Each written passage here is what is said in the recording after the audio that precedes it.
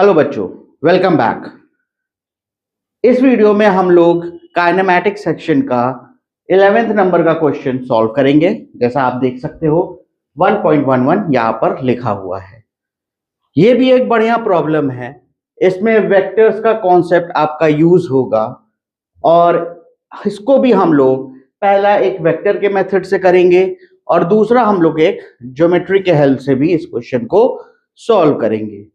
ऐसे क्वेश्चंस हम लोग क्लास में बहुत डिस्कस कर रखे हैं और सिर्फ जैसा इसमें बोला गया है कि आपको डिस्टेंस बताना है कब, जब दो पार्टिकल्स हों, उनको अगर फेंका गया हो इस वेलोसिटी से और उनका वेलोसिटी वेक्टर आपस में क्या हो जाए, परपेंडिकुलर हो जाए।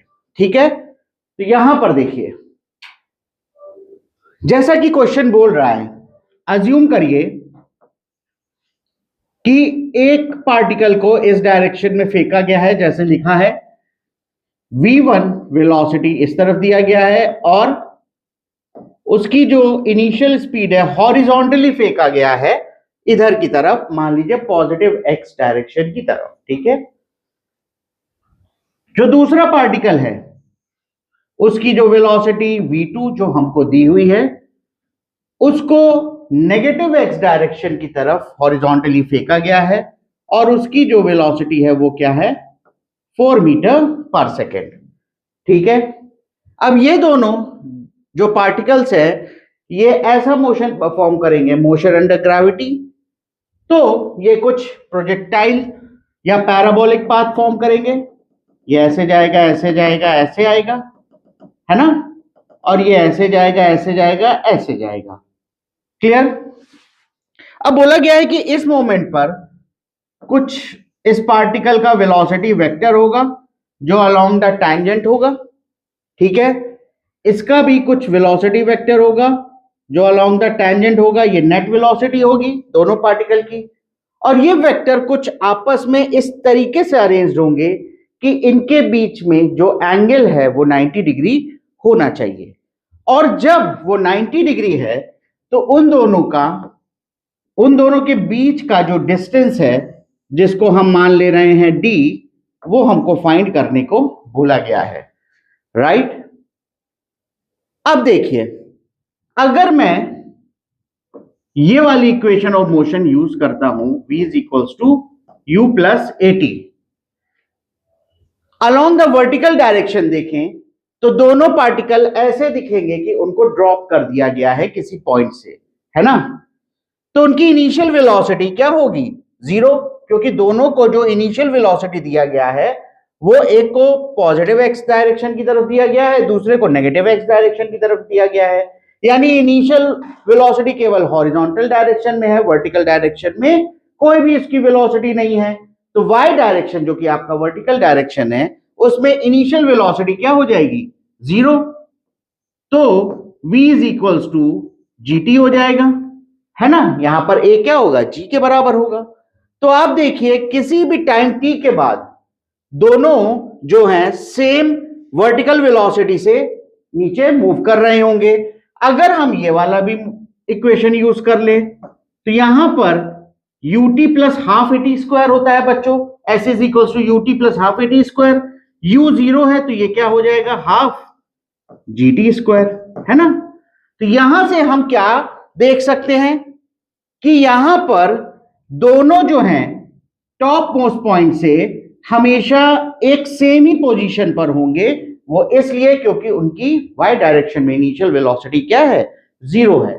यानी कि ये दोनों एक सेम हॉरिजॉन्टल लाइन में हमेशा ही होंगे और हॉरिजॉन्टल लाइन में हमेशा ही रहेंगे। वो नीचे आते जाएंगे, नीचे आते जाएंगे और एक समय ऐसा आएगा जब दोनों की वेलोसिटी जो होंगी वो आपस में परपेंडिकुलर होंगी। राइट? उस समय पूछा गया है कि इन दोनों के बीच का आप डिस्टेंस बताइए। अब देखिए, क्या मैं पार्टिकल 1 का वेलोसिटी वेक्टर लिख सकता हूं, लिख सकता हूं। क्या हो जाएगा, अगर ये पॉजिटिव x डायरेक्शन है तो क्या हो जाएगा, ये 3i कैप। नीचे की डायरेक्शन को मैं नेगेटिव ले रहा हूं तो मैं इसको यूज कर लूंगा, क्या हो जाएगा, माइनस gt j कैप, है ना। अब देखिए, क्या मैं पार्टिकल 2 की वेलोसिटी का वेक्टर लिख सकता हूं, बिल्कुल। क्या हो जाएगा, ये हो जाएगा -4i कैप, और ये क्या हो जाएगा -GT जे कैप, है ना। अब देखिए यहां पे मैंने अज्यूम किया है कि आफ्टर टाइम t क्या होगा कि दोनों का वेलोसिटी वेक्टर आपस में इक्वल हो जाएगा। आपको मालूम होगा कि अगर दो वेक्टर्स हैं, मान लीजिए दो वेक्टर ए बी है, उनका डॉट प्रोडक्ट लेते हैं, तो उसको हम कैसे लिख सकते हैं, ए बी कॉस थीटा। अब ये दोनों नॉन जीरो वेक्टर हैं, अगर डॉट प्रोडक्ट जीरो हो रहा है तो इसका मतलब ना तो ए ना तो बी जीरो हो सकता है, तो जीरो क्या होगा, कॉस थीटा जीरो होगा।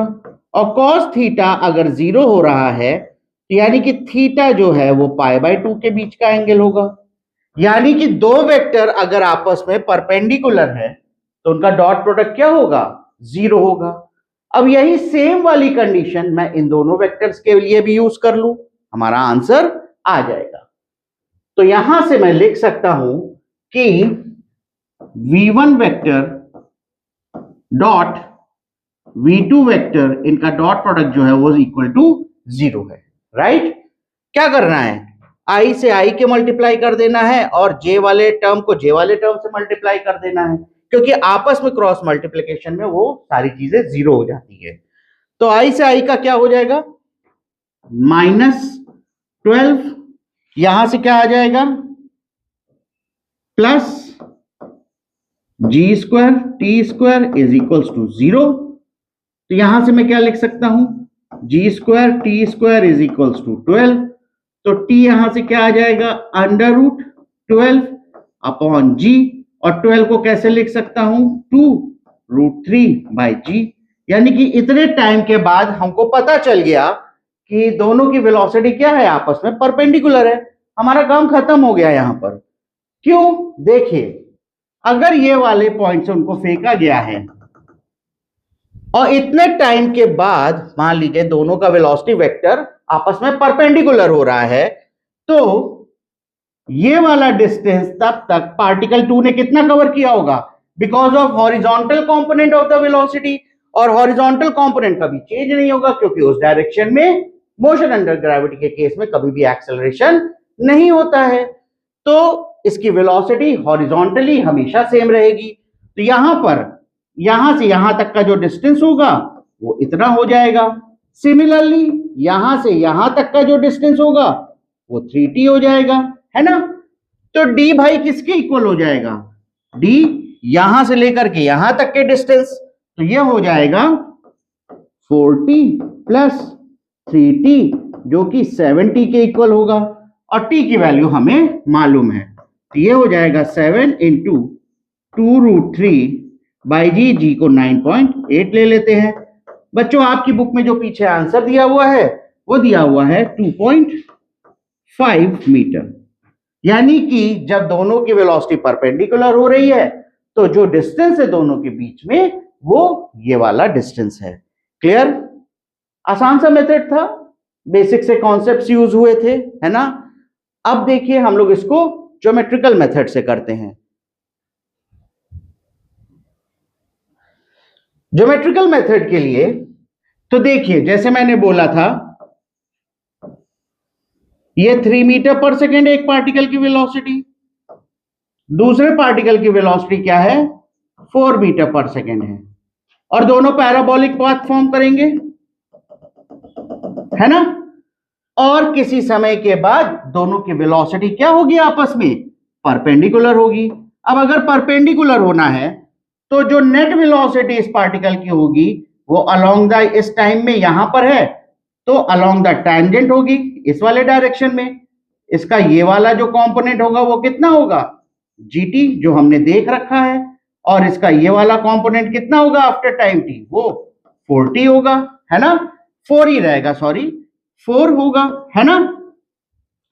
अब मैंने आपको पहले बता रखा था कि दोनों जो है वर्टिकली डाउन हमेशा सेम ही डिस्टेंस क्या करेंगे, ट्रैवल करेंगे। तो यहां पर इनके बीच का डिस्टेंस अगर d है तो दोनों एक ही लाइन में होंगे, इसको मैंने d अज्यूम कर लिया। अब अगर बात करें हम यहां पर, तो यहां पर अलोंग द टैंजेंट इस पार्टिकल की नेट वेलोसिटी होगी, उसके लिए ये वाला कंपोनेंट जो पार्टिकल का होगा वेलोसिटी का वो ये होगा जो कि वाई एक्सिस में है, और ये वाला जो हॉरिजॉन्टल कंपोनेंट होगा वो हमेशा 3 ही रहेगा। इस डायरेक्शन में कोई भी एक्सेलरेशन नहीं है। अब अगर इन दोनों को मैं पीछे एक्सटेंड करूं वेक्टर्स को, तो आप देख सकते हैं ये दोनों को परपेंडिकुलर होना है, ये कंडीशन दी हुई है बुक में। तो यानी कि ये एंगल कितना होगा, 90 डिग्री के एंगल के बराबर होगा, है ना।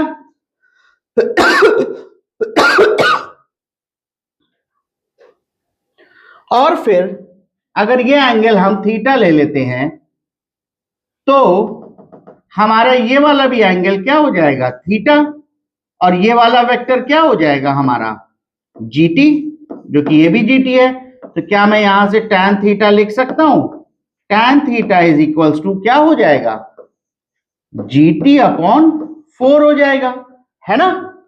उसी तरीके से अगर मैं बात करूं यहां की वेलोसिटी की, तो आप देख सकते हैं कि अगर ये थीटा है, ये 90 डिग्री है, तो ये वाला एंगल बच्चों कितना हो जाएगा, 90 माइनस थीटा, राइट, है ना।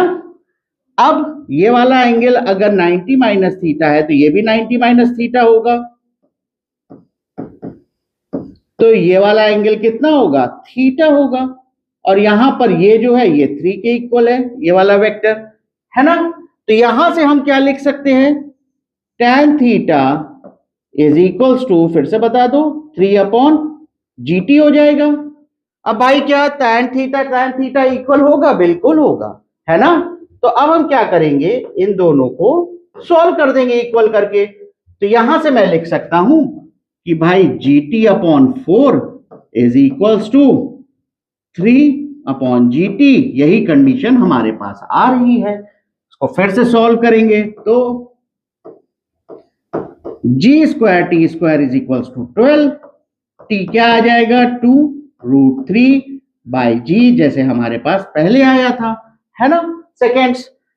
अब फिर से हम देखेंगे क्या होगा, यहां से यहां तक का डिस्टेंस कितना हो जाएगा, 40, केवल हॉरिजॉन्टल वेलोसिटी के कारण ये वाला डिस्टेंस ट्रैवल किया होगा, और ये वाला डिस्टेंस 3t, तो टोटल डिस्टेंस कितना हो जाएगा यहां से यहां तक का, इन दोनों का सम, और इन दोनों का सम कितना है, 70।